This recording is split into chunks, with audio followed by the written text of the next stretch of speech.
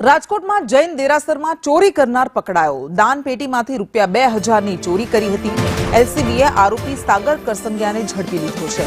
આરોપી જૂના કપડા લેવા વેચવાનો ધંધો કરે છે। રાજકોટના જૈન દેરાસરની આ ઘટના છે, જ્યાં ચોરી કરવા ઘૂસેલો તસ્કર ઝડપાયો। આ સીસીટીવી પણ સામે આવ્યા છે, જેમાં જોઈ શકાય છે કે તે મંદિરની અંદર જાય છે, દેરાસરની અંદર જાય છે અને દાનપેટીમાંથી ₹2000ની ચોરી કરે છે, ત્યારબાદ ફરાર થઈ જાય છે। એલસીબી દ્વારા સાગર કરસંગિયા નામના 30 વર્ષના યુવાનને ઝડપી પાડવામાં આવ્યો છે। તે પોતે જૂના કપડાની લેવેચનો ધંધો કરે છે અને હવે તેની સામે કાર્યવાહી કરવામાં આવશે।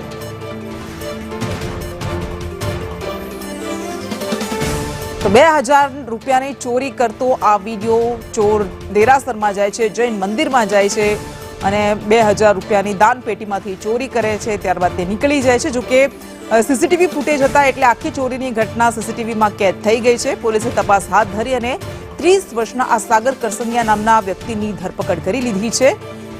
પોતે જૂના કપડાની લેવેચનો ધંધો કરે છે। ₹2000 માટે તેણે મંદિરમાં ચોરી કરી હતી। દાનપેટીમાંથી ₹2000 લઈને તે ફરાર થઈ ગયો હતો। આ દ્રશ્યો તમે જોઈ શકો છો, દેરાસરના દ્રશ્યો છે અને આરોપી અત્યારે ઝડપાઈ ગયો છે। હવે તેની સામે વધુ કાર્યવાહી કરવામાં આવશે।